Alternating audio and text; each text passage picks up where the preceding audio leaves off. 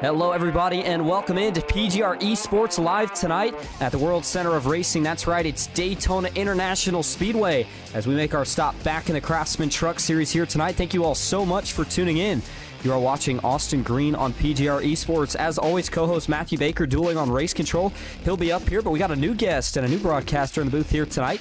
We're used to seeing him on track, but that is Logan York. Logan, how you doing here tonight? I'm doing pretty good, Austin. Honored to be up here. How are you doing? I'm pretty good. I'm excited to see what these trucks are going to be. We haven't been in these cars, it feels like, in quite a while. So I'm very interested to see what kind of racing they produce here tonight. So with that, let's get right down trackside and get things kicked off with tonight's starting grid. Taking the pole, it's the Coke Series driver, currently Contender Series driver of Malik Ray. New looking paint scheme for Malik. Good looking number 11 truck. He'll start on the pole tonight. Kevin Freeze to his outside in second. Then it's going to be Dylan Basin alongside the Canadian driver Kyler Wynn back in row 2. Nathan Harper starts alongside Daniel Eberhardt in row 3 with Landon Velicky for Nightmare Esports back in 7th. Brian Hennings in the 74 to his outside in 8th. Going to be Freddie Bosnez in 9th, and Chris Walker rounding out your top 10. Nash Brambilla with the iconic PGR yellow color starting in 11th. Christopher Melton in the 52 starting in 12th. Mike Davenport starting in 13th. Joe Huerta starting in 14th. John Corbett starting in 15th. Evan Carlbon in the 38 starting in 16th. 17th is going to be taken by Corey Cook. 18th is going to be Jared Haynes. Evan Williams in 19th, and Brock Westmoreland will round up the top 20. Stephen Miles, another one of the Nightmare Esports teammates. He starts back in 21st. Joshua McCullough from McCullough Motorsports back in 22nd. He'll have a teammate alongside him back in 23rd. That's John Mullahan. And it's Jeremy Osborne for Blind Squirrel Racing back in 24th. Mark Vondell is going to start in 25th. Dalton Steele in 26th. It's going to be Axel Smith back in 27th with James Wagner in 28th. Larry McDonald 29th. And Rob Pickle back in the field tonight. He starts in 30th. Pair of what I believe are new drivers to PGR. Quentin Steinbach starting at 31st. Zachary Williams starting in 32nd. 33rd is going to be Hunter Hastings. Devin Ray in 34th. Matthew Baker 35th. Dylan C. Jones is going to start 36th. Trevor Osternoff is going to start 37th. David Flanagan in 38th. J.R. Miller 39th. And rounding out the top 40 is Kenny McCullough Jr. 41st is going to be John Darnell. 42nd, Noah Lurch. And Tyler Forby rounds out the 43 truck field here tonight. Quick look at your race info. Distance going to be 50 laps, 100% fuel. And again, back in the trucks, that's the big difference here. Cool track temp as we are under the bright lights, and we are ready to go. Green flag is in the air. We are racing at Daytona.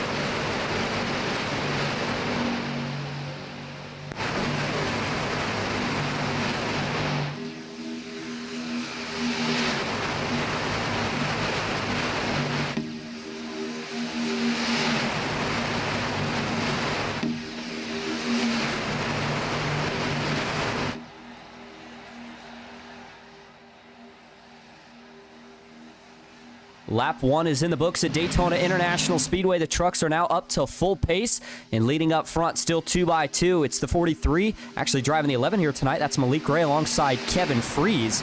And they hold the lead as they work off into the banking in turn number 1. All the pushing right now, though, on the inside, on the bottom, in fact, is Dylan Basin in the 71. Kyler Wynn doing all the pushing on the outside. And no 3 wide just yet. They stay 2x2 down the super stretch. Coming into turn 3 now, it's about even on the back stretch. Malik Ray has a surge of momentum into turn 3. A pretty big surge of momentum at that, and man, right now I'm really shocked we didn't see any 3 wide, especially with the way it's gone the last couple weeks in the different series. I mean, last week in the next gens, we saw all sorts of chaos pretty much right from the get-go. But I think here tonight, this is a series. And, the trucks, we've seen it for so long. That was kind of what started PGR. So that's why I think, a lot of drivers have respect for how these trucks drive. They know how the runs work a little bit more. And I think that's going to be the reason that we get some clean green flag racing here tonight. 50 laps, a little bit shorter than it's been over the past couple weeks. And that means that you got to start thinking about the green flag pit stops, 100% fuel. We've got Baker in the booth with us here tonight. Baker, what are we looking at in terms of laps for fuel mileage for these guys? 100% feel you looking around lap 30 to 32 with these trucks, so you're going to only see a one-stop race out of these guys. So you're going to see people really pushing hard. To get towards the front track position is going to matter tonight, as usual, but the mix-up the paint schemes with Dylan Basin and Malik Ray's getting me all messed up. Used to seeing Malik in the 71 of Raja Caruth's truck, but he's in the Corey Heim number 11 there. On the bottom side, big-time pushes there on the bottom side rolling. Look at the run this top line is going to get. Kevin Freeze is going to jump up in front of Daniel Eberhardt. They're pushing 3 deep. Help from Brian Hennings. Are they going to get clear going into turn 3? A lot of moving up there in the front 2 cars. Oh my goodness, did you see how big of a wiggle that was right there? Daniel Eberhardt was laying the front bumper to the back of Kevin Freeze. Almost some more contact right there through the middle of 3 and 4. Kyler Wynn, Kevin Freeze still door to door off of turn 4. 4 of 50 and going to be 5 of 50 laps completed. I mean, Logan, we've seen you driving these cars quite a bit, and the trucks especially. How much different is the pushing from what we saw last week in the next gens? Yeah, the next gen you can really lock on. These trucks, you have one good push. If you mess it up going to the corner, it's going to be a while before you get to the back of them. So you will see these guys slam drafting to make the most of the pushes they do get. We have almost 4 trucks clear on the bottom. Is Daniel Eberhardt going to get a huge run on the backstretch? Help from Brian Hennings and Freddie Bassinez in the 8. Let's see if any of them in the front 3 go up. That's Malik Ray going up in front of Eberhardt. He's going to have a huge run going into 3. Wow, big run indeed. And in fact, the inside there started to stretch it out for just a moment before you saw the 11 jump up. Malik Gray, he wants the lead. And no surprise there. If him and Kyler get control, it is going to be a tough duo to try to get around. How about some of these drivers that are sitting in the middle of this group right now? The 01 first car I want to look at, that's Nathan Harper. He's got himself a good run going so far here tonight. Your biggest mover, though, currently inside the top 10, up 3 positions. And that is Brian Hennings in the number 74 truck. Brian Hennings looking for a good run here tonight. Just behind him, the 8 of Freddie Bosnes. Nathan Harper, we just talked about him being up here. Chris Walker for the Jack Shack also has himself up a position from where he started this race at, as he's in the top 10. Meanwhile, back up front, you saw Malik Ray cross his way back down to the bottom. So as he takes the point on the inside, Daniel Eberhardt will get a push to get clear of his own. That was Brian Hennings who delivered that big surge of momentum. And now Eberhardt will lead off of 4. We got some 3 wide action in the back. Corey Cook dropped to the back a little bit. He was 3 wide up top, but they got it all settled in the back already. Man, you get really, really nervous when you start to see all the pushing and shoving. But like I said, these trucks, they can handle it a lot better than what we saw with the next gen. So far, besides a couple of sketchy pushes up front, we haven't really seen any trouble anywhere else in the pack. And of course, nighttime race, the trucks, the way the tires wear isn't as, like the Xfinity cars where they tend to get really loose and snappy at the end of a run. So you can really push pretty much as hard as you want at any point during this race. It's just a matter of, you got to make sure you have temps to do it. And that cooler track temp, of course, is going to mean that the temps for each one of these drivers can last a little bit longer when you're doing all that pushing and shoving. We got some onboard cams. We'll get to those here in just a little bit. But further back, we talk about this lead pack all hanging together pretty strong. Not too many drivers right now sitting single file in this 43 truck pack. We do have a couple of stragglers, though, that have fallen off the lead pack here early. John Darnell, one of them in the 99. He is trying everything here to hold on. He's just at the tail end of this lead group. He's about 1.2 seconds back. If he falls more than a second and a half back, he will lose touch with this lead draft. So John Darnell going to have to keep the hammer down here and hope that he can get enough of a draft to get back up there. And you've got Tyler Forby back in 40th, Noah Lurch in 41st, Axel Smith 42nd. And those 3 drivers that I just named there, those are the drivers that right now are not with the lead group, and they are going to need a caution here to get back with them. We got drivers going 3 wide near the back. Corey Cook, help from Larry McDonald. They are going to check up a little bit in front of him in the middle lane. Are they going to get a run? If they do, it's not going to be much. Still only 2 trucks. We know that they're going to need at least 3.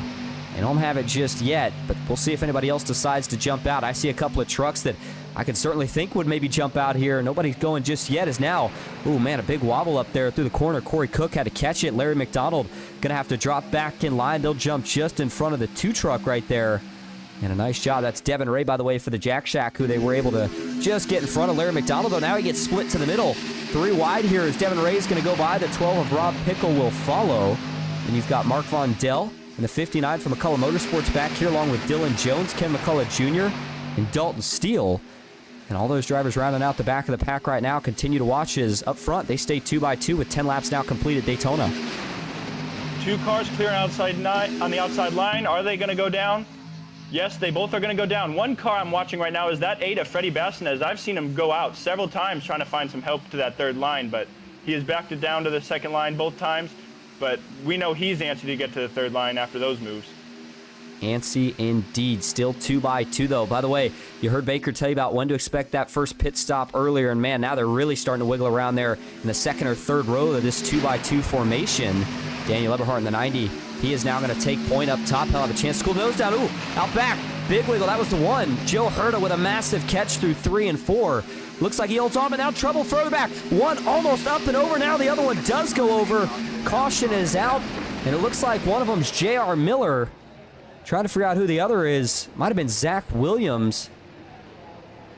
Yeah, Kenneth sure McCullough enough. Jr. pits as well.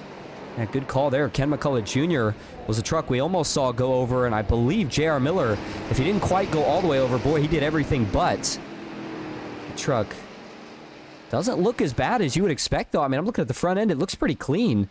Maybe a little bit of damage on the right front and a little bit there on the rear end, but besides that, certainly looks like it could have been a lot worse based off the way that wreck initially went for J.R. Miller. Let's go back, take a look at it here, see how it gets started. And I wonder if it kind of was a chain reaction here from this massive save from Joe Herta. Let's go back and show you that first. And then we'll go back and actually look at the wreck that ultimately brought out the caution. All right, so here we go. This is Joe Herta, and this is going to be through the middle of 3 and 4. Big wiggle. Does he get some help? That's the 0-1 there just behind him of Nathan Harper. And there's a little bit of a stack up on the outside. And yeah, sure enough, Harper gets into the back of Herta. Herta's got a big run, and just that push gets him just a little out of shape here. Now he's just trying to catch it. He does. Oh, that big wiggle gets him up to the third lane, and then further back, you're going to see the trouble start to develop here with Ken McCullough Jr., J.R. Miller. I think Ken was actually the first car to get shot out of line sideways. Yeah, you can see it up there, top of your screen. We'll zoom it in for you here. That's J.R. Miller, the first truck that gets into him. And in fact, let's actually go to this from the chopper view and watch here. J.R. Miller's in the middle. He's trying to check up here to cut Ken a break to get back down. He gets a little shot from behind by the 77 of Williams, and it looks like that just shoots him into Ken McCullough Jr., and I think that was indeed all the result of the checkup up front. What did you see, Logan?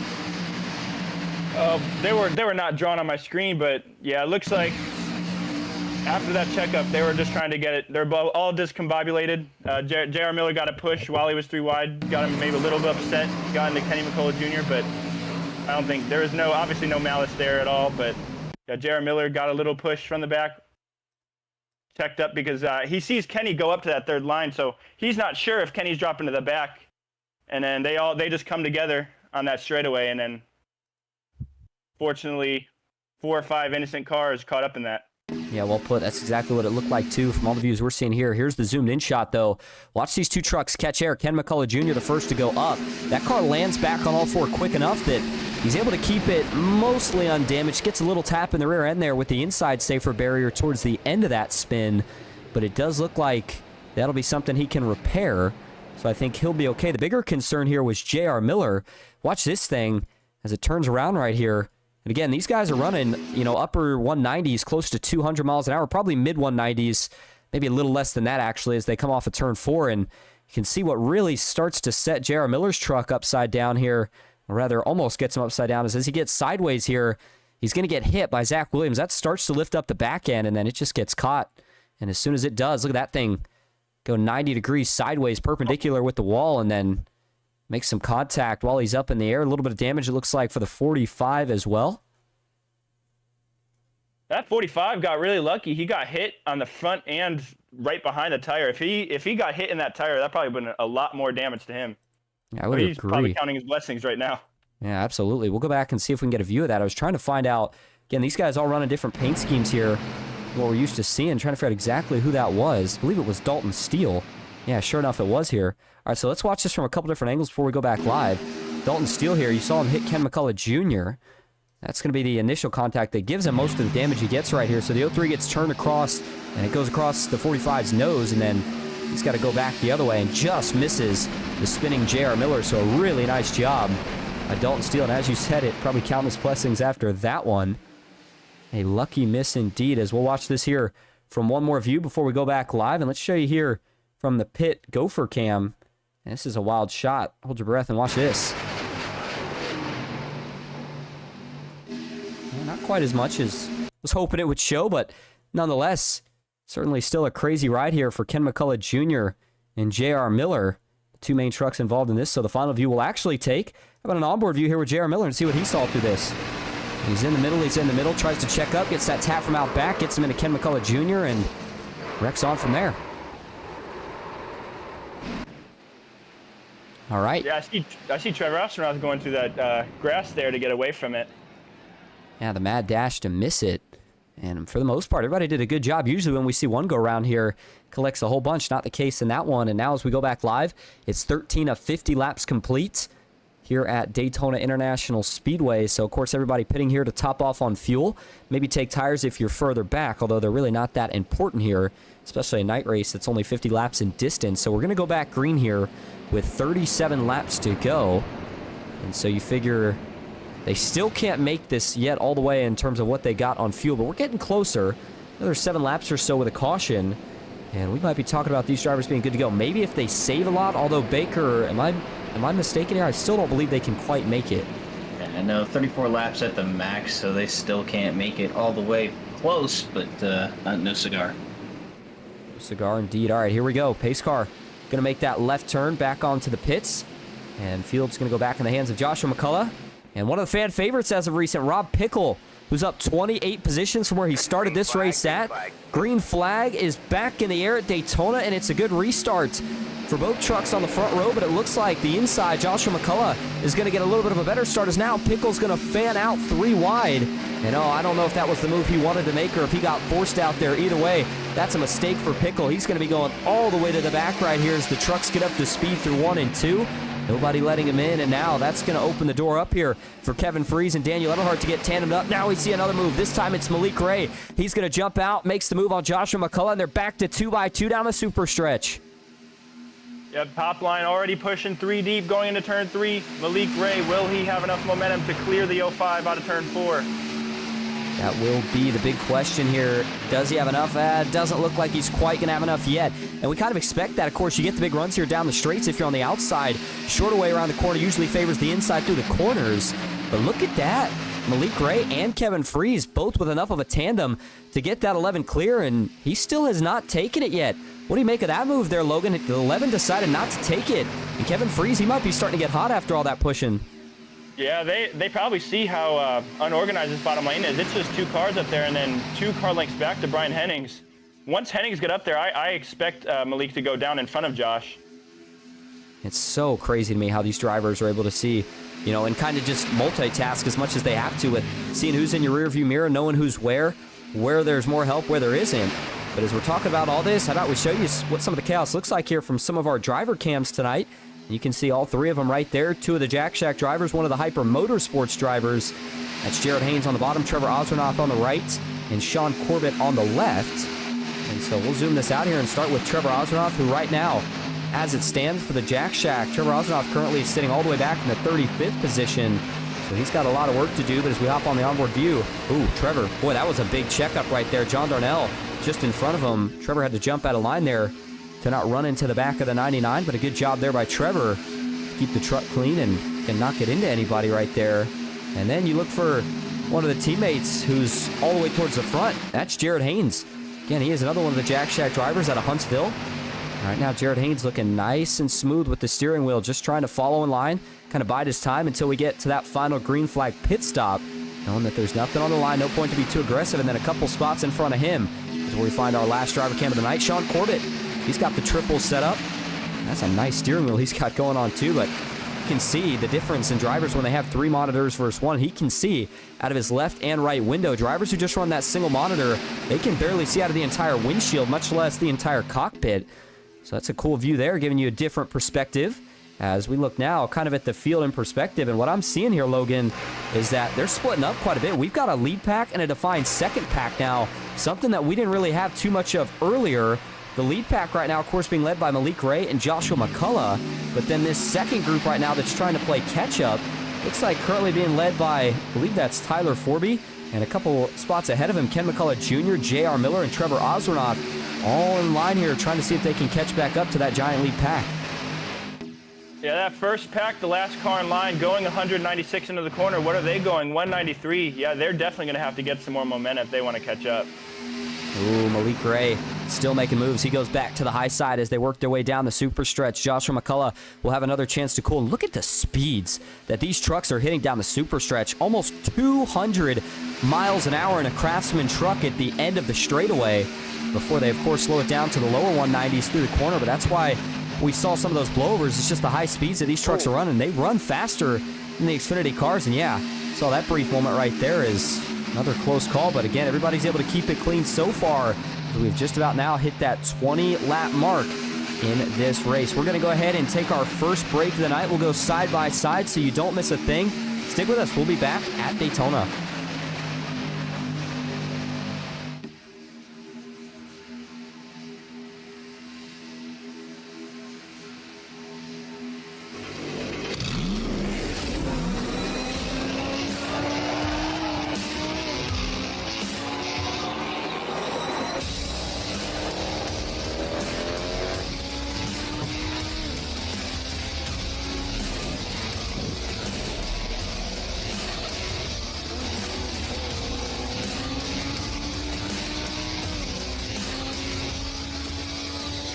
I played a couple of simulators and this was like very responsive, especially the hydraulics and stuff, the motion and stuff was really, really on point. But you feel like you're really driving, it feels real.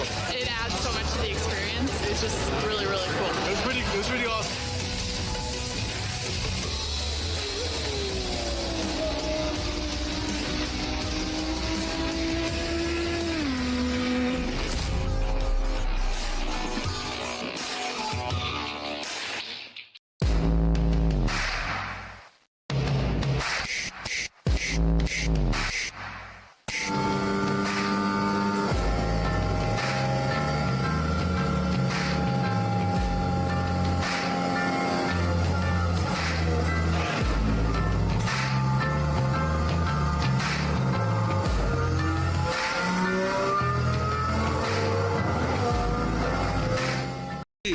Have created our own drink company. The fastest growing sports drink in history. We will run! We will run! Ladies and gentlemen, we got Monkey is prime! this season, we are hydrated. The official sports drink of the UFC. It's time! Oh, that's good.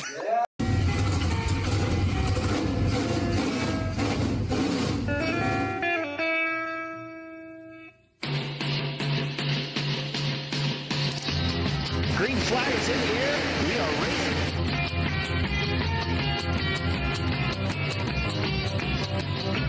Three by three.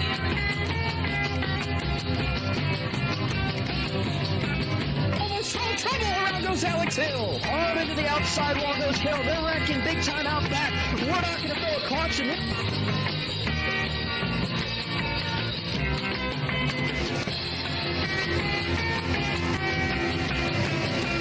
To the finish. Who gets it in the line? Cody Nagels wins it in Talladega.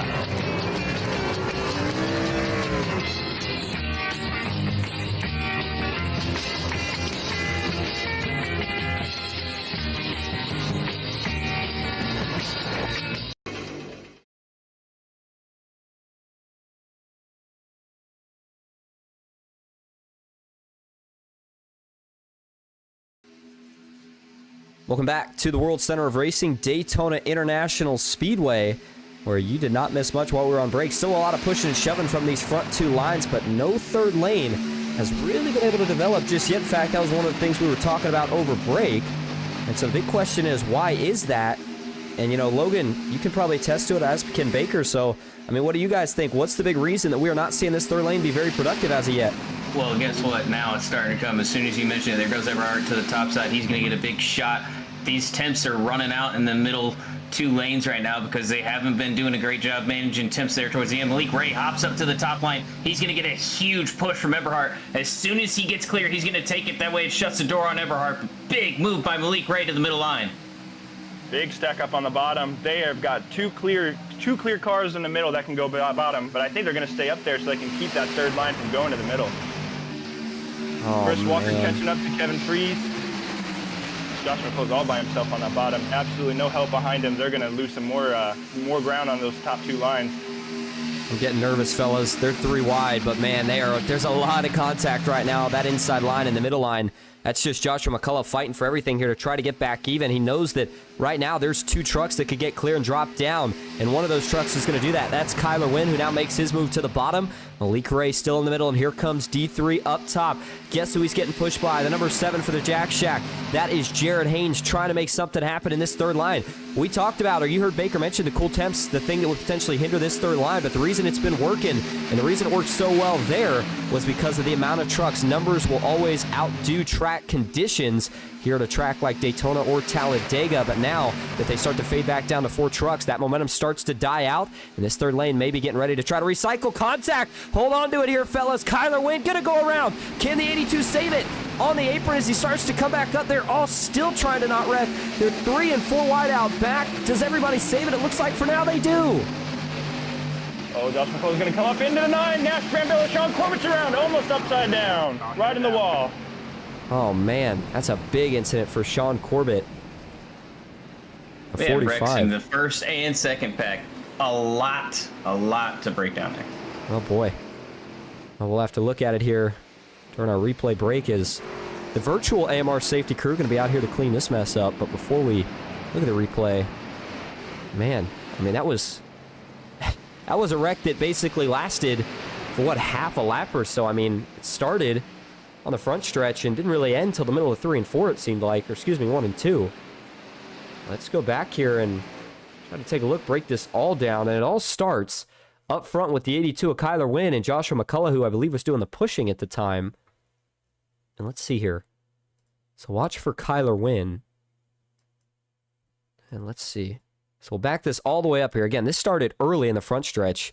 Actually, right about, yeah, it's down the short chute into the trials where things really start to get chaotic here. And this is going to take us a while to break down, so stick with us here for a moment on it. But, all right, so let's see how things get started. Joshua McCullough's pushing Kyler Wynn. He gets a big run. He gets a little offset to the right of this 82 truck. And when he's offset that right, is there going to be a little bit of netcode here between him and the 25? There's going to be a little something. Watch Kevin Freeze in the silver truck and Joshua McCullough in the 05. There's just a little bit of contact right there between Kevin Freeze and Joshua McCullough as Josh is riding up. Kevin maybe dips down just a little bit, but again, he's not really expecting the 05 to be, you know, half a lane up from the bottom when they're pushing this close. But that little bit of contact gets the 05 of Joshua McCullough into the 11 of Malik Ray. And as he comes back down, now he gets Kyler offset right as a result. He's trying to let off to let Kyler save it. And as we go back to full speed, Kyler still trying to save it, almost gets turned again. Saves it, gets back on the racetrack. And then this is where you heard Baker say we had 2 wreck. Let's see if there was one that develops here towards the front of the pack. And then we'll go back and look at the one that happened towards the back. Well, there you go. There's the one for Sean Corbett. And then we may have had the group back there. So that was the wreck in the front pack that we saw, the one that involved Sean Corbett. And then the wreck that happened here in the second pack is what we'll have to look for potentially next. But let's go back down and show you how it actually starts here for Sean Corbett, as it looks like they just got bunched up. The checkup eventually got further back, and as you had trucks trying to merge back onto the racetrack here, Joshua McCullough, he's on the flat. And as they get back to the banked portion of the racetrack, he does come up. And realistically there, even if they don't wreck where Sean Corbett goes around, there's a good chance they might wreck out back there where Nash Brambilla got hit by Joshua McCullough and then comes up. Looks like maybe they actually saved that, but it didn't matter because you saw, of course, Sean Corbett in the 45. He got turned around here as the 74, Brian Hennings and John Mullahan get a little bit of contact right there as they're all trying to miss the 05, and then Corbett goes around. The rest is history.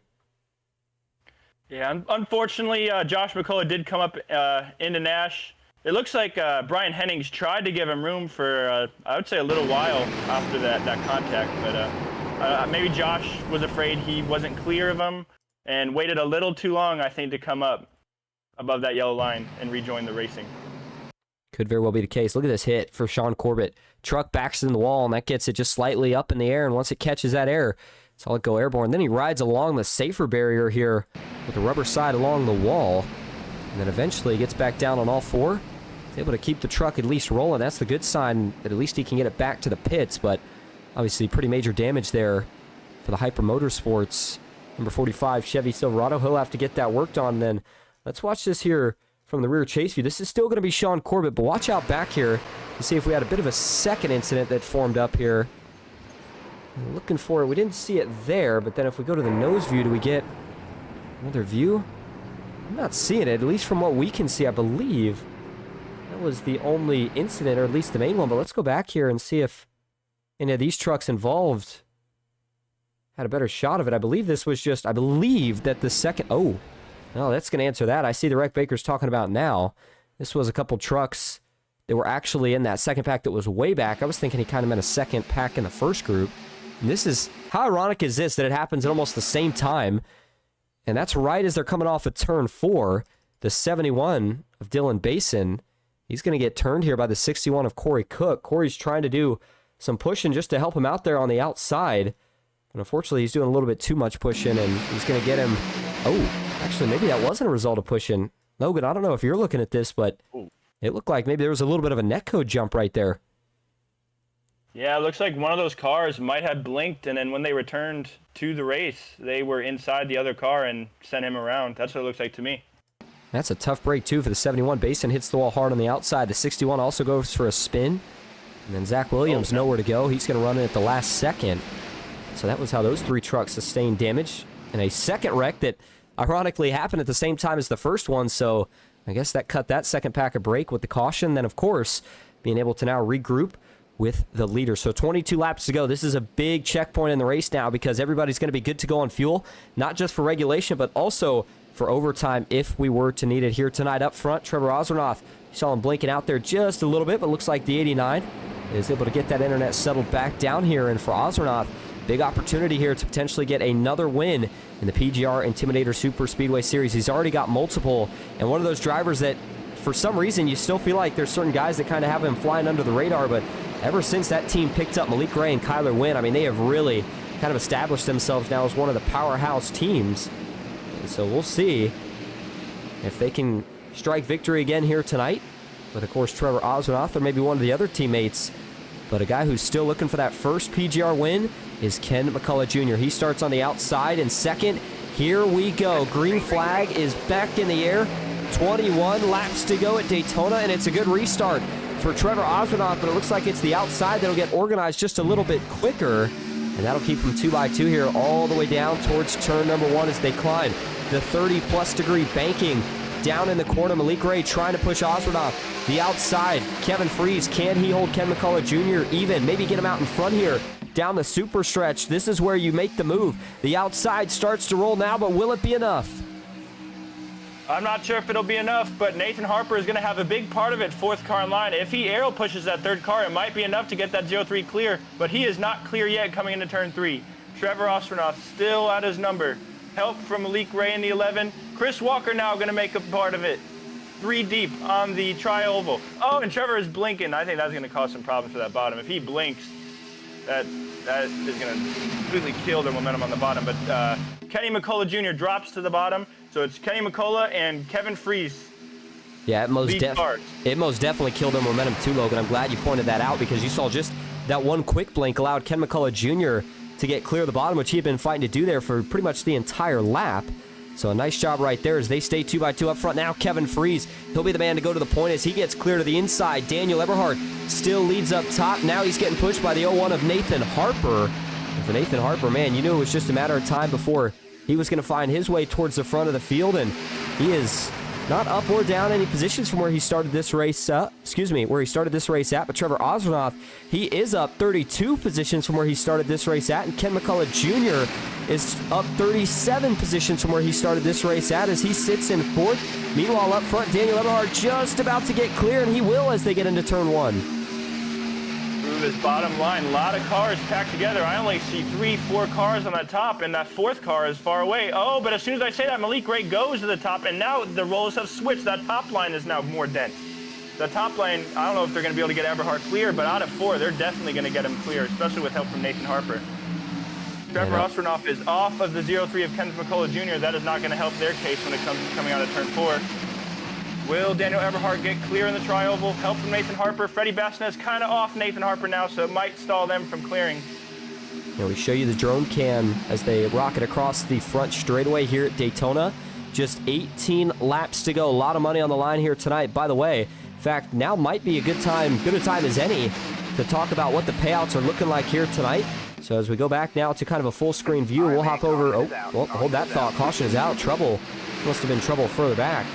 Way further back, potentially. Oh, there's the culprits right there. John Darnell in the 99, the 45 of Dalton Steele, and the 41 of Jeremy Osborne, all in the grass, trying to get back rolling in the right direction here. You see Darnell struggling to get the power down on that 30-plus degrees of banking. Yeah, he's going to want to let that truck roll back onto the flat.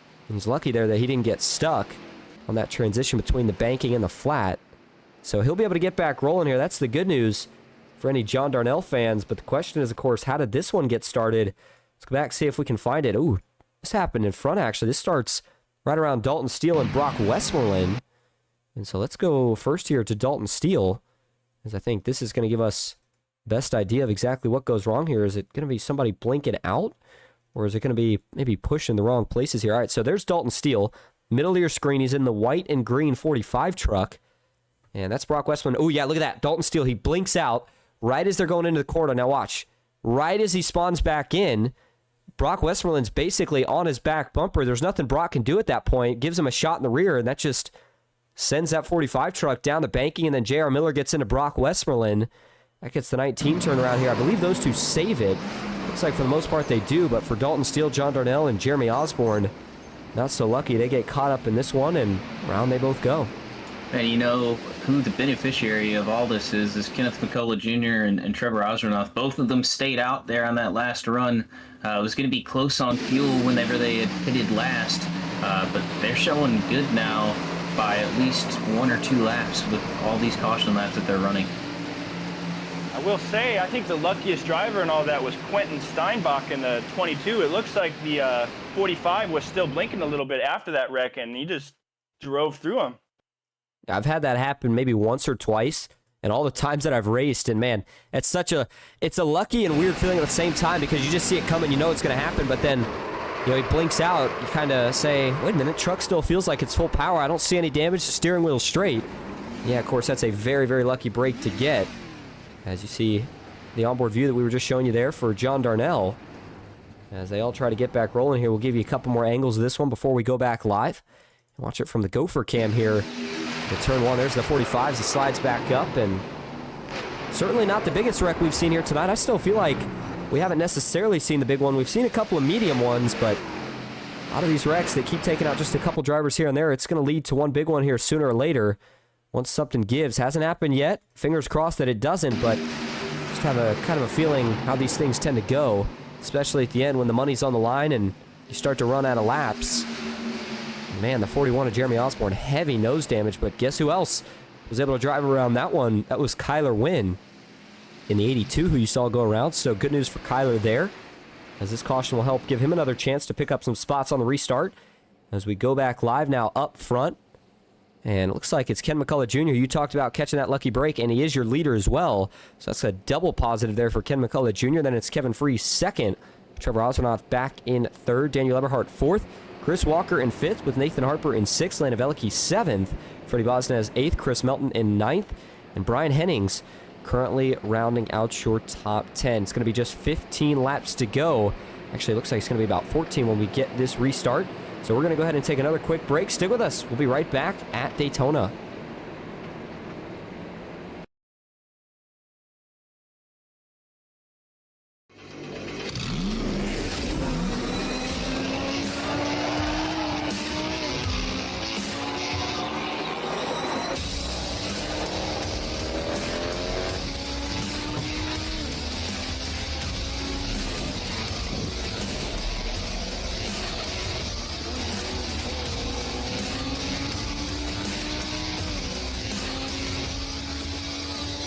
I played a couple of simulators, and this was like very responsive.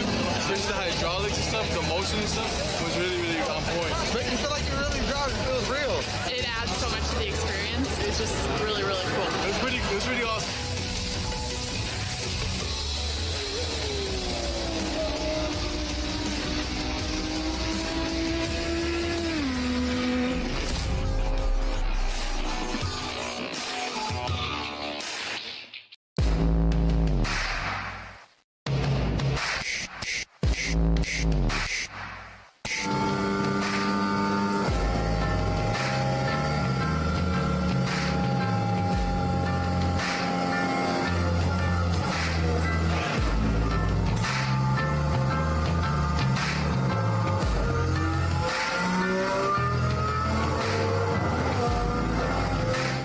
have created our own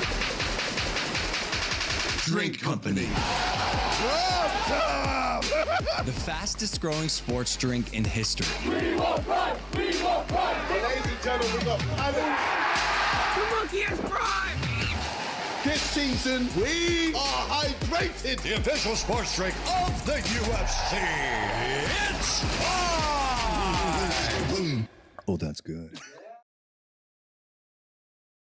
Welcome back to the World Center of Racing, Daytona International Speedway, getting ready to go back to green flag racing. There's your 3 driver cams tonight. Jared Haynes, Trevor Oswernoth, who finds himself up front now. And then, of course, Sean Corbett, who we saw involved in that earlier incident, getting ready to go back green. And, boy, I don't know what the hell is going on in the chat here tonight. Got a bunch of bickering from the different parties, but I hope everybody's having a good night. Nonetheless, as here we go. Green flag is back in the air at Daytona, and we are slowly but surely winding this thing down. Just 14 laps to go at the World Center of Racing, and it's a great restart again from the 2 trucks on the front row. The question is, where is the help going to be first? Looks like right now it's on the outside. Daniel Eberhardt pushing for all it is worth, but he's not going to be able to get Ken McCullough Jr. clear, and they'll stay 2x2 as they work through the banking. Yeah, Malik Gray already 6 rows back, making it 3 wide. Is he going to get help? He has his teammate behind him, but he's going to stick back in line. Oh! Trouble. Sorry to cut you off here, Logan. Rob Pickle further back. At least this is what I'm seeing right now. And for Rob Pickle here, I'm not sure what happened. Let's go back and look at it real quick before we go back up front to see what's going on. This is on the restart. Pickle works his way to the high side. Excuse me, he's actually... Oh, he gets split in the middle there by Kyler Wynn. And, I mean, if we look at that from another view, that's a debatable lane. I think it was maybe arguably there, but again, if you're Rob Pickle, you're kind of saying, wow, why is the 82 doing that? Nonetheless, that's how Pickle got turned around. Back up front, though, still 2x2, 13 laps to go. And it looks like in the chat, Jacob Cushman says, I am having a good night, announcer. Good to hear it. Of course, all in good fun when we talk about you guys bickering. We love to read it while we're on break. Chance Warner says, nah, chat is good now. Still 2x2 now down the super stretch. Ken McCullough Jr. leads the inside. Daniel Eberhardt on the outside. Kevin Freese, boy, seems like every time we've had the camera up front, he has been the man doing the pushing here tonight. Yeah, Kenny McCullough goes up to the second line, and now Daniel Eberhardt's going to be the one doing the pushing. Is he going to be able to get that 0-3 clear? I'm not sure. Oh, Chris Walker. Seemed like he was trying to split the middle. Kenny McCullough back down to the bottom line in front of Kevin Freese. So Kevin Freese back to his job as a pusher. There's the view off the tailgate here for Daniel Eberhardt. And right now it's getting pushed by the 0-1 of Nathan Harper. And again, these trucks, something that you can do in this that you can't do. Oh, Ken's going to try to save it. Can Kevin check up and up further back? No, there they go. Can the 23 now hold on? Further back, we got another one trying to save it. Caution is out as Devin Ray with a big lockup, but I think he also saves it.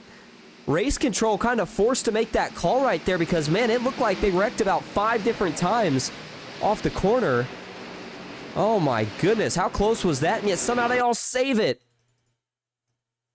That's a testament to these drivers. I will say not every super speedway race goes like this. Kenny McCullough was completely sideways from the lead off Kevin Freese's nose. I'm not sure exactly what happened yet, but he got sideways off Kevin Freese's nose, and they all saved it. They checked up behind, got loose. They all managed to save it. But yeah, no, that's no fault of race control. Of course, they're just trying to keep all the trucks up there safe. Landon Veliky, I'm not sure how he got around that through the middle. Boy, and I'll tell you what, you said it right. I don't know how they all saved it. That was the big thing right there. Ken McCullough Jr., he gets turned down. And, you know, this is one of the things that separates, at least in my opinion, the drivers from the guys that are just here to win money. Because at the end of the day, Kevin Freese here, he's got a choice. And, well, in fact, let's go to the onboard view for him right here. Watch Freese and take a listen to his throttle here before I tell you exactly what's going on. So right there. Do you see how good of a job he did at making sure he let Ken catch that? I mean, if he just stays in the throttle there, he spins Ken out, probably gets around the wreck. He's okay. He's now your leader, but the whole field piles up. Instead, he checks up. Trevor Oswernoth checks up. There's enough of a gap that when it gets back to Chris Walker, it's not too bad of a stack up, although you see the 23 and the 62 get together, and they all save it. Again, when somebody gives another guy a chance, it's kind of crazy the way that they're all able to just eventually drive out of it and keep it together. That stack up eventually starts to kind of dilute itself as you get further back. And look, Devin Ray, he's able to drive out of the kind of half spin that he's got going on, and everybody else out back is able to save it. How about that one? Yeah, that was awesome, Austin. Yeah, even though they stacked together like Legos there after Kenny got loose, they still had enough time to save it in the back. 3 cars sideways coming out of the turn, and all segment is just absolutely insane. I don't think I've ever seen anything like that before. Me neither, and I'm sure Baker could tell us right now if he's not currently dealing with some of the chatter from Race Chat is, I mean, you have to throw that caution there because they looked like they were about to absolutely pile them up 3 or 4 times, and you got to remember that if drivers don't see the caution at a track like Daytona or Talladega, they have no reason to lift. So they're going to stay in the throttle until they see those yellow lights come on around the racetrack. And so by Baker throwing that caution, of course, you know, even though we didn't have a wreck there, certainly glad to see that caution come out and there not be a wreck, then see a caution not come out and the whole field plow into a wreck, not knowing that there was one. So and overall there, that was the reason for the call, and it was a good call indeed, and a heck of a save again by everybody to keep that one together, especially Ken McCullough Jr. I'm telling you, this isn't like Talladega where when you get turned down onto the banking, it's a pretty easy save. I mean, we see that transition. It goes from, 30 degrees of banking to just completely flat. So for Ken McCullough Jr. here, this is incredible stuff. Watch this again here from TV3. And in fact, we'll show you this from a little bit of a different angle. We're gonna zoom this back in. Watch Ken McCullough Jr. Watch how sideways he is here. I mean, he's got the front 2 tires on the flat, and then the rear 2 tires pretty much on the banking, and still somehow drives out of it. Just heck of a job by everybody. What that's going to do, Logan, is that's going to shuffle up the front 4 at least, maybe even a little bit further back, is now you've got Eberhard in the lead, and it looks like Nathan Harper second, Ken McCullough Jr. third, Freddie Boston as fourth, Kevin Freeze back in 5th. If I'm not mistaken, this is 5 separate teams in the top 5. There was a lot of team games going up front, but now 9 laps to go.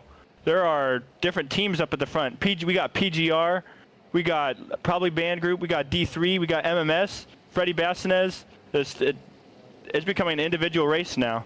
I think the first group of teammates I see is Malik Ray and I think Kyler Wynn back there. You got Trevor right next to him as well. Oh, there you go. All right, so we'll see what Trevor can do here. And man, it's going to get crazy now, boys, because it's only going to be, looks like 8 laps to go for the finish of this race. By the way, if you're just tuning in or you've been watching here tonight, pretty good viewership. Looks like we've had quite a few new people watching, so certainly appreciate it. I am still recovering from being sick this week, so I apologize if I sound a little stuffy or a little off on the broadcast, but Logan, Baker, certainly appreciate you guys helping out here tonight. It's been a fun one so far, and of course, setting ourselves up for a crazy finish. What better way to set things up than to go and take a look at what the payouts are going to be here tonight. So here we go. This was based off of 45 entries. We pretty much hit that number. I think it was 42 officially. 300 to first, 250 to second. Then you've got 200 to third, 150 to fourth, 125 to fifth. And the big thing that attracted a lot of these drivers here tonight is that little fine print there on the bottom right side. Highest finisher without a PGR win, $85. That's a pretty big deal for a lot of drivers that come out here. I mean, you figure you could finish, heck, back in the 15th spot. And if you've, of course, never got a PGR win, you're the highest finisher without one. There you go. You're going to be making some money. So I'll tell you what, I like that thing that we've seen the last couple of weeks with that extra payout. I think it not only encourages new drivers to check it out, but it also gives that opportunity for drivers who haven't won yet, or the drivers that maybe don't necessarily have a big team, to go out here and still have a chance to make some money and keep racing each and every week. Yeah, speaking of drivers without a win, second and third place, and fourth place for that matter, do not have a win in PGR. No, they don't. Behind them, Kevin Freeze, fifth place, has a ton of wins. So it's gonna be crazy to see how much they are gonna fight for their first win here in PGR. Absolutely. By the way, another driver I've been keeping an eye on here tonight, just been doing a great job, is Quentin Steinbach. He's up 7 spots from where he started this race at. Again, his first race. And the 22 car has been looking really fast here tonight. We'll see if he can continue his way to the front here for the rest of the race. Green flag is back in the air, and it is now officially 8 laps to go here at the World Center of Racing. Nathan Harper on the outside. He's tandeming right now with Freddie Bosnes in the 8 on the inside. It's Eberhard and Ken McCullough Jr. with the tandem. Boy, look at all the single file action out back right now. Looks like pine cones scattered around a tree. Nobody has been able to get a run, at least not yet. And even further back, you've got 3 wide as they're 2 wide, kind of in that third group. Now going to be the second group, but all the way towards the back, 3 wide, with looks like Joshua McCullough trying to go to the front. He's got some help from Kyler Wynn along with the 61, but that may not be enough here. These guys need to get organized. Yeah, I will say that we're going to need to watch out for the Jack Shack coming up from the second pack, 4 cars deep. That second car is not part of Jack Shack, but he might as well be right now. He is helping them a lot. Chris Walker goes to the third line there almost, so that's going to slow down a little bit. But yeah, they are going to. These guys need to watch out for racing like this because they're going to get a huge run behind them and go to the third line. And there's a caution. I was just getting ready to say, look at that front group. It did tandeming away, but yeah, there you go. Caution is out. Question is what for? I see a couple trucks scattered below the apron. That would probably answer your question.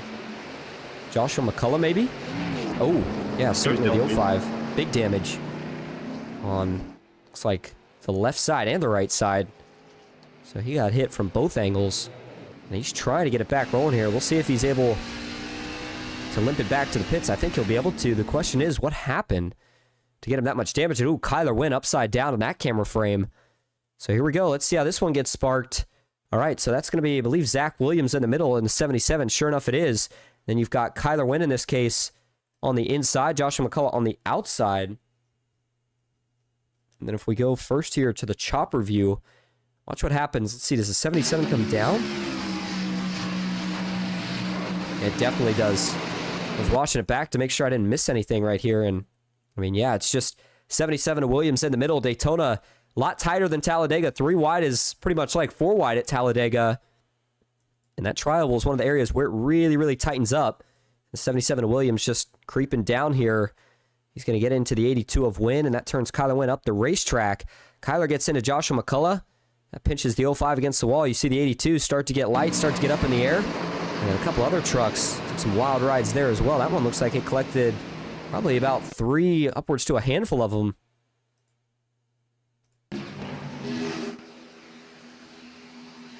Definitely, yeah. That he obviously did not mean to turn Kyler Wynn off that yellow line, but we're coming to the end of the race, and that part of the track is one of the most important places to side draft that bottom lane. He sees he has the least amount of help out of those cars, which Kyler Wynn has more momentum than him going into the tri-oval. So he's trying to get as close as he can to Kyler so that coming out of the tri-oval, he can maybe maintain with Josh, or maybe have Josh clear down in front of him so they can catch that lead pack. Yeah, unfortunately, didn't work out in that case, but yeah, I agree. I mean, end of the race, guys are going for it. Side drafts are going to be much more aggressive, and it's a learning experience. Zach Williams, I believe this is his first race as well, so getting used to running with these guys. No harm, no foul there in terms of the rookie mistake side of it. As you saw the 12 right there, man, Rob Pickle, he got big air times. It looked like he actually ramped over the 77 of Zach Williams. And then there's the 18 of David Flanagan as he was trying to get that truck righted back in the right direction. Kyler Wynn, very lucky that that truck did not go over with how big of a hit he initially looked like it was going to be, I should say. But then his truck sets back down. Joshua McCullough, though, I think arguably maybe gets the worst damage out of this one. As you saw the 05 sliding down towards the inside wall, he's going to be able to halt just before he gets to that inside safer barrier. So that was the good news there for the 05. And as we go back live now up front, this is going to put us in a restart with looks like under 3 laps to go, I believe, assuming that we get the one to go signal this time. And so up front, you've got Daniel Eberhardt leading the way, Nathan Harper in second, and it's Ken McCullough Jr. back in third, Freddie Bosnes in fourth, Malik Ray back to fifth, Kevin Freese in sixth, Trevor Oswald seventh, Brian Hennings eighth, Chris Melton ninth, and Landon Velicki rounding out your top 10. Yeah, I think the biggest factor for the end of this race right now is going to have to be this Jack Shack. They have multiple cars that are going to be right next to each other, closing in on the top 10. They have Joe Huerta, Jared Haynes, Devin Ray, Chris Walker, all in line right now. Yeah, the more teammates you have, certainly the better, especially at these super speedways. The other thing is going to be who can get that third lane working, because we have not seen it much here tonight. But you wonder if, now you get enough trucks like the one or two times we did see it earlier, then I'm sure they can get it working again as long as, of course, they got the right help out there. But a lot of big hitters at the front means this thing's certainly going to be crazy all the way down to the finish. By the way, PGR eSports, boy, we are knocking on the door of 400 subscribers. I believe we're at 398 right now. So if there's 2 people out watching in the chat tonight that you're not currently subscribed, boy, we'd appreciate it. If you don't mind giving us a follow, certainly helps us out. You can watch PGR, the Intimidator Superspeedway Series, at least weekly on Thursday nights, of course. Commentators do vary. Usually it's myself up here alongside Matthew Baker, but of course tonight we have Logan York. You'll see Dawson Wise from time to time, and Matt Metler going to be joining us back in the booth next week. If you haven't heard him, boy, you are in for a treat. So make sure you tune in for that. And then, of course, we do other leagues. So if you got a league that's interested, make sure you do reach out to us. PGR eSports has their own website, so make sure you check that out. Link is in the description of this video. And again, we appreciate everybody watching here tonight. Well, Daytona, you know what it makes me think of, fellas? The PGR 500. Still, a couple months away, but man, I got to think the hype's really starting to ramp up. It definitely is. Excited for it to come down and take the next gen out for a spin. Hopefully we get a little more practice in it and oversell the performances we put on the last 2 next gen races. If nothing works out through the next couple of months, we'll see if we can find another car for it. But we're the premier money racing service, so I think we need to be in the premier car, to be honest. And it'll draw the big names during the off season right before the 500. So hopefully we'll get some bigger names and get it rolling again. That's a good point, Baker. And remember, a lot of these faces that we see commonplace in money racing came from the SummerSlam recruitment races. Absolutely. I'll tell you what, we got to broadcast a couple of those, and then, of course, the SummerSlam broadcast. The only thing we were lacking that we're excited to have for the PGR 500 is a full-time producer that has an actual beast of a PC and not one on a college budget that can actually perform. So excited about that, and then, of course, we'll have to see what the commentary lineup's looking like. But, man, going to be a big event, going to be special. And any preparation you can get at a track like Daytona, you will take, whether it's in the trucks, the Cup, or the Xfinity cars. And here tonight, $300 on the line, 3 laps to decide it. Here we go. Nathan Harper versus Daniel Eberhardt. Green flag is back in the air. 3 laps to go at Daytona. And it's a good restart. This time it's the outside, though, that gets the big jump. Eberhardt going to get clear, and he'll immediately pull the 8 of Freddie Bosnez down with him. Oh, further back, Ken McCullough Jr., Kevin Freeze. They start to beat and bang on the inside, and now looks like Ken will fade back. Malik going to give him another push as, caution is out. Oh, big wreck out back. Stacking up big time through turn 1 and 2. Oh, we got cars still piling in, collecting them in the grass, collecting them on the track. This is what we were talking about earlier, Daytona. It's really hard to slow down here sometimes because the banking, you mentioned, 30 degrees down there compared to the track. You can't really just throw your truck down here on this race down to the banking because there will be cars sliding down there. All right, let's go back and watch it here. Talk about another big incident. Ooh, this actually happened pretty close to the front. This was actually pretty much just behind where our camera angles were, and it looks like that's Devin Ray that it's going to start with here in the 2 truck. Ooh, yeah, he does. He gets turned around. Let's watch it here. First off, from the chopper view, see what exactly gets this 2 car spun around. If it was, I think that's going to be the 49, I believe. That is Chris Melton.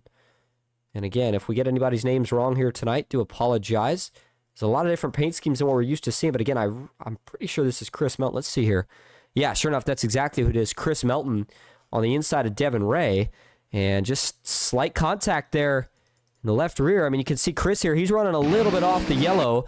Devin Ray is running pretty tight, though, on that inside, trying to push Veliky, and they just eventually get together, and when they do, that sends the 2 truck around onto the apron. Doesn't get far enough down where he's able to keep it down there, obviously, as he's spinning out. Nothing Devin can do, and then when he starts to spin back up here, I mean, he's basically like a roadblock, and man, that's a big hit for J.R. Miller and a couple of others right there. And that just, I mean, I think that was the big one. Yeah, it definitely was. A couple drivers with the meatball flags. Devin Ray, Dylan C. Jones, Axel Smith, Joshua McCullough. I believe Josh got his meatball flag on the last wreck. But yeah, those other 3 got their meatball flags here. A lot of cars involved. And just because you do not have a meatball, a lot of these races, especially with how fast these trucks are running, just a little bit of damage will slow you down. And with 2 laps to go, a lot of them aren't going to be able to get all that fixed. So this has a lot of implications for the rest of the race. Yeah, it does, and I was going to say, you figure even if you get further back without damage, you're not going to have time to make up all that track position. As here's the view for J.R. Miller, plows right in to Devin Ray. He couldn't even see that until it was too late there. You saw him riding behind another truck. That is just overall really, really unfortunate incident, as it just looked like we were maybe getting things cleaned up here. And unfortunately, this one's going to take out a lot of big hitters that were probably going to be the spark to that 3rd lane getting going. So we'll have to see who does survive this one and who hasn't lost too much track position to still have a chance at it. As we'll give you one more view of this here from TV2. Again, watch Devin Ray after he gets turned out of line, and then J.R. Miller here, just nowhere to go. There's that big hit. As the 2 truck slides back up, and just so many drivers with nowhere to go. The 99 of Darnell. Now, I will say it looked like there was a couple drivers who may have snuck through. One of them, and I want to go on board here to see, was Sean Corbett. Let's see if maybe he was able to sneak through this after all the chaos that ensued earlier and the big wreck that Corbett had. Let's see. He sees it. Not quite. He does get into Nashburn Bill, but then after that, does a pretty good job parting the seas after. So if Corbett doesn't have too much front end damage, certainly a nice piece of driving there to miss the rest of it. That's all right.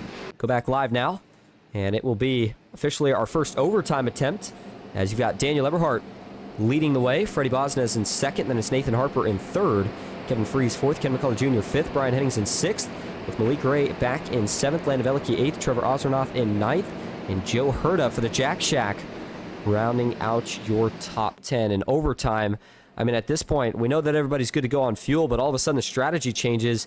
You really don't have any laps to get anything going. The first lap, you're trying to get up to speed. Second lap's the final lap.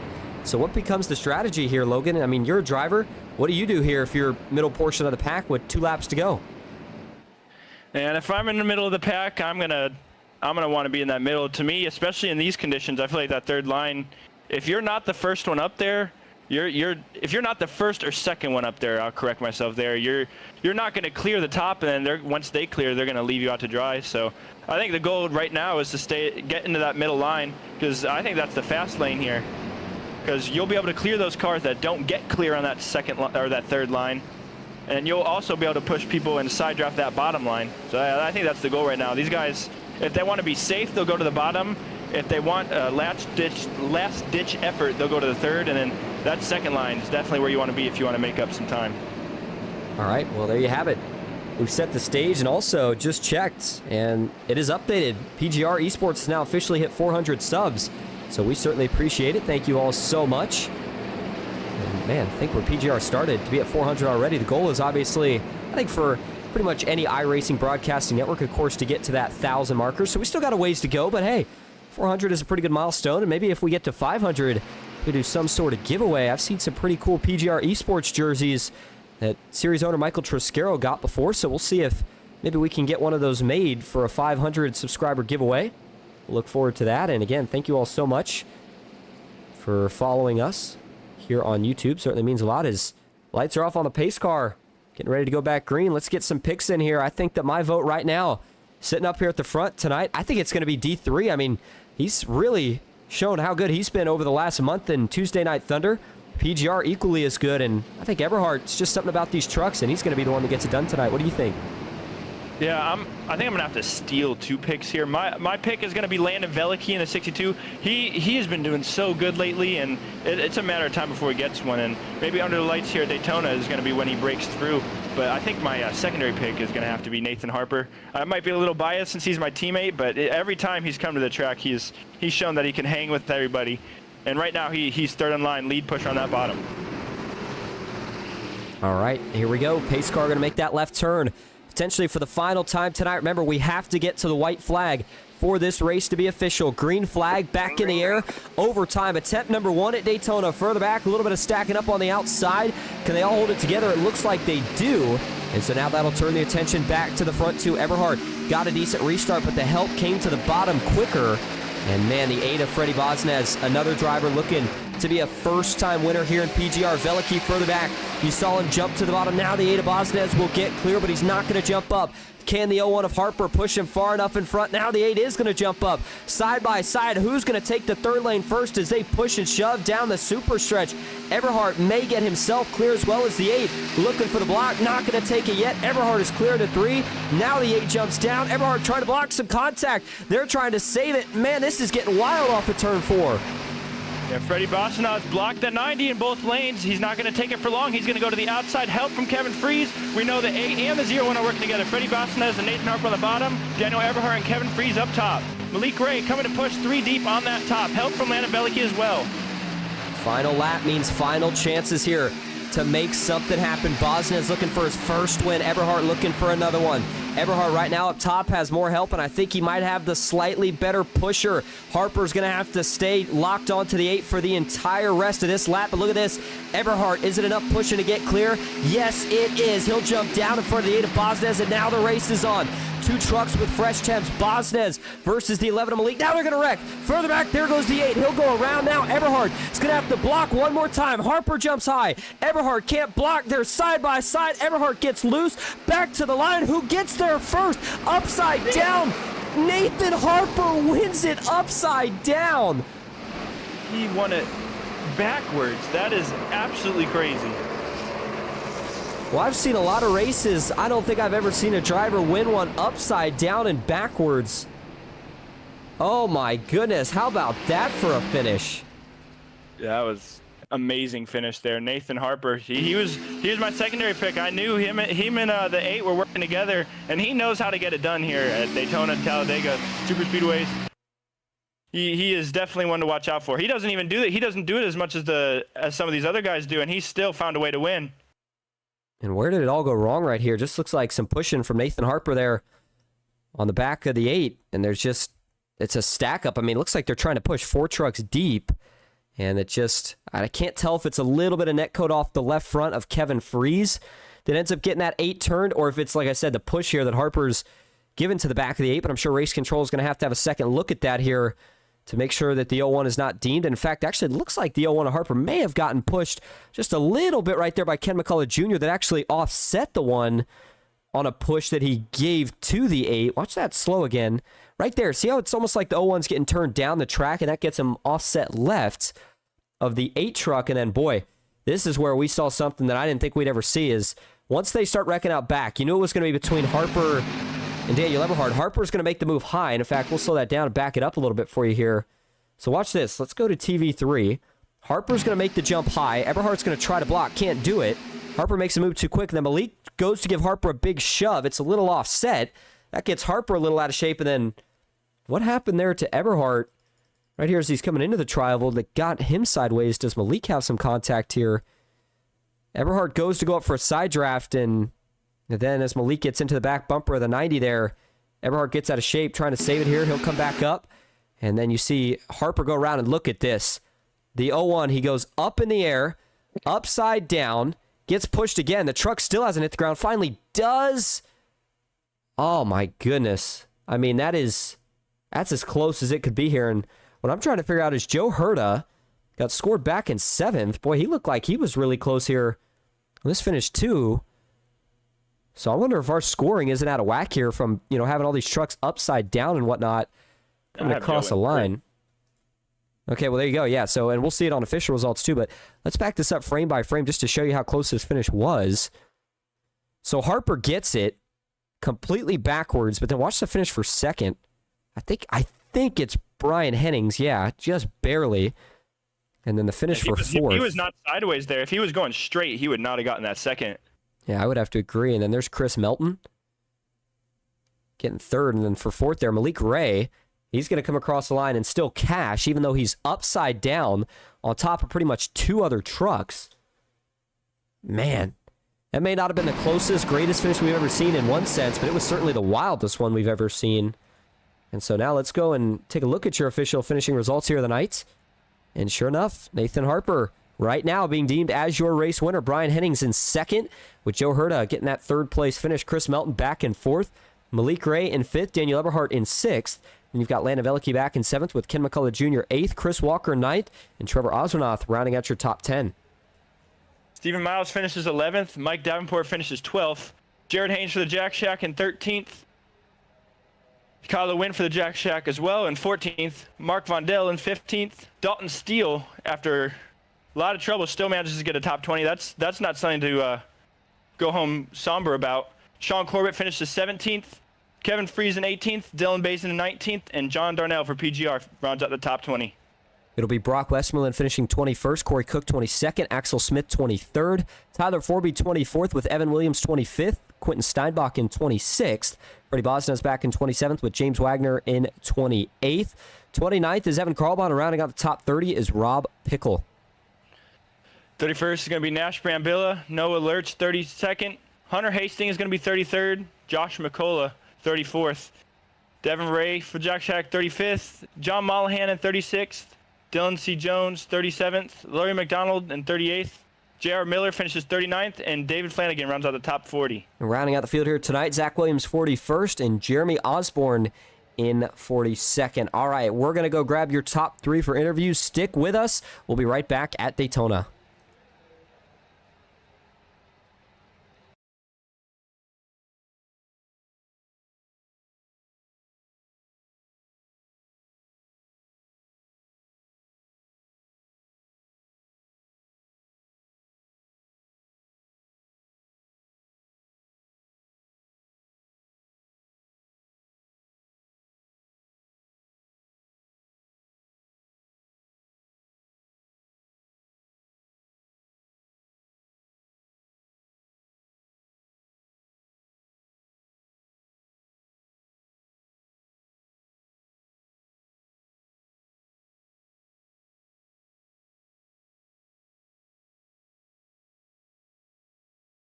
Welcome back to Daytona International Speedway. Going to kick things off here tonight with your race winner, Nathan Harper. Nathan, this is Austin in the booth. You got a copy?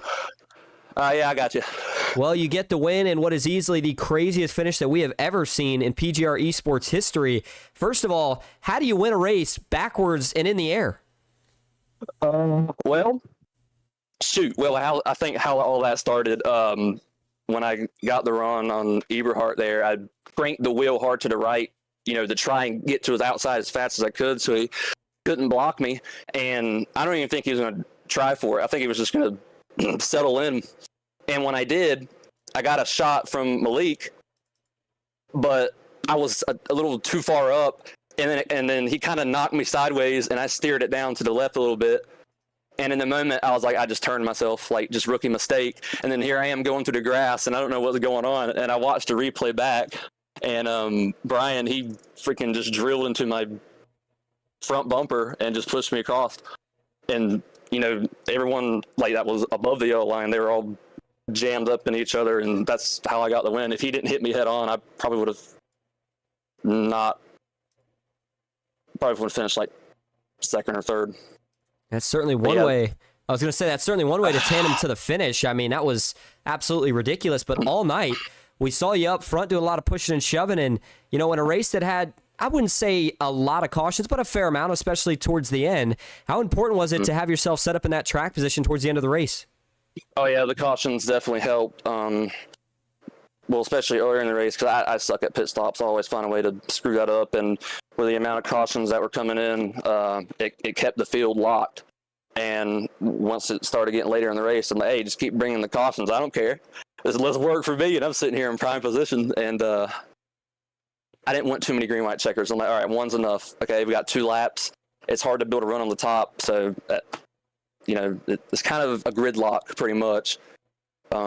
First 2 laps in a run, but yeah, I mean, the cautions definitely helped. Kept us up front, and we didn't do anything stupid, and yeah, that's how we were able to stay up front. Well, if I'm not mistaken, I believe that was your first win in the Intimidator Superspeedway Series, and what a way to do it. So before we let you head out tonight, is there anyone you want to thank or shout out? Yeah, shout out to Freddie. We were working together all race, and Landon, we were in a call. Shout out to my man Logan York. I know he's there. The scheme I ran, the Bobble League, that was in honor of him, and I was able to get the job done tonight. So that's amazing. Well, there you go. All right, Nathan, thank you for talking to us again. Congrats on the win, first of many, and we'll see you next week. Thank you, sir. Have a good one. All right, now that's going to bring us to your second place finisher here on the night, Brian Hennings. Brian, this is Austin in the booth. You got a copy? Hey, what's going on? Yes, sir. Well, boy, I mean, what a crazy finish. First of all, we just heard kind of from Nathan's perspective, but what was going through your mind there? You see him start wrecking in front. Looks like the seats are going to part. The next thing you know, you're tandem drafting the front bumper of the 01 across the line. Yeah, basically, I just saw everyone going sideways in front of me. I'm just like, all right, well, I'm not going to lift. Let's try to make it through. And there was his front bumper. And yeah, he got to cross the line doing 188 backwards. Damn it. But that was fun. Yeah, it was a lot of fun to watch. And, Brian, we know that you're one of the drivers that's not necessarily on one of the super teams, but it seems like each and every week we see you putting together these consistent and good finishes. So, I mean, for a lot of the other drivers that we see kind of new to the series and coming in, what is kind of the key takeaway, if you will, for drivers that don't have a big team to still be successful in this series? Well, I am part of PGR now, so I have Triscaro and all them helping me. But basically, track position, like tonight, track position was king. I got to start 8th, which was pretty good. And yeah, here tonight, if you lost position, it was pretty hard to get your positions back. So just stay near the front. That's what I would say. That's what I try to do. Just seems to work out better sometimes when you stay near in the front. Absolutely. And also sounds to me like you start putting together consistent finishes, teams start to look for you. So, hey, before we let you head out here tonight, Brian, again, a great finish, second place, high cash out. Is there anyone you want to thank or shout out? Yeah, Baker and Triscaro for putting this event on every week. It's great. It's a very fun thing to be a part of. I hope more people join. My teammates at BRX and you guys in the booth, can't wait to go back and watch it. And family and friends that might be watching. Brian, thank you for talking to us again. Congrats on that second place finish, and hopefully we'll see you again next week. Hell yeah, thanks. All right, and now that'll bring us up to your third place finisher here on the night. Logan York is standing by with Joe Herta. I've just never seen him. I'm not even. Hey, Joe, it's Logan, Matthew, and Austin up in the booth. How you feeling with that third place finish, bud? Hey, what's up, guys? I'm feeling a lot better than I did about 10 minutes ago. I was stuck in the pack. There was nowhere to go. You couldn't pass with the weather. Just sitting 2x2 and hoping they wreck in front of you. But I'm glad it worked out there in the finish. I was able to get third. Oh, yeah, that was crazy finish indeed. I just have a question. Going into turns 3 and 4, when did you realize you had a shot at cashing there? On the white flag lap, I got shuffled to the inside because I thought they were going to wreck in front of me. I think it was Landon and Brian Hennings, so I shot to the inside trying to avoid it. But I got stuck there, and I was getting passed by like 3 or 4 trucks trying to go third. I was like, oh, that's it. But coming out of 4, I saw they were 3 wide, and right when I saw Eberhard get sideways and overcorrect into the grass, I knew that was my chance. So I just threw to the grass and hoped I wasn't able to keep it straight and I could get a nose out ahead. I wish I won it, but Brian gave Nathan a good bump at the end there. I was able to get him across the line, but it was fun to finish third, but I wish it could have worked out a little bit better. Oh, yeah, for sure. I think, watching this replay, I think out of your cockpit, you probably didn't see anything except for the start-finish line, but still, third place it's still a good finish. Is there anything you think you could have done different? Maybe not even just on the last lap, just overall in general through the race. What would you have done differently? Honestly, it starts in quali. I got stuck a little bit back 14th, and I was stuck 14th through 12th the entire race. Maybe I should have banked on more cautions and stayed out on that one of the first 2 cautions where everyone came down pit road. I would have been able to hold enough track position and save enough fuel where I would have enough of a chance to win the race from the front, but it still worked out somehow. I got a little lucky there, though. Yeah, it definitely did work out. Thank you for talking to us. Do you have any final shout-outs? Obviously, got to shout out to Jack Shack. We're all working together, all communicating when it comes to pit strat and just taking runs. So I appreciate them a lot and everything that they helped me with. All right, well, that was your third place finisher, Joe Huerta. All right, well, that is just about going to wrap up our coverage here tonight. And again, what a crazy ending that was. I didn't think I'd see something like that here tonight, but you never know what you're going to get here on these Thursday night money races. A great one and a good win for Nathan Harper. Again, first of many for himself. And, I mean, really, you think about Brian Hennings, talked about he joined PGR eSports. That's some good momentum for that team as well. They needed it. And then Joe Herta for the Jack Shack again. Still getting a couple cash spots with Malik Ray, also finishing inside the top 5. That's going to do it for me here tonight. Austin Green alongside Logan York and Matthew Baker. But before we head out, you boys got anything else you want to add? I got nothing, Baker. No, just another crazy finish to a race here. And looking at the scoring with Malik and Daniel, trying to determine who got 5th place there between him and Malik.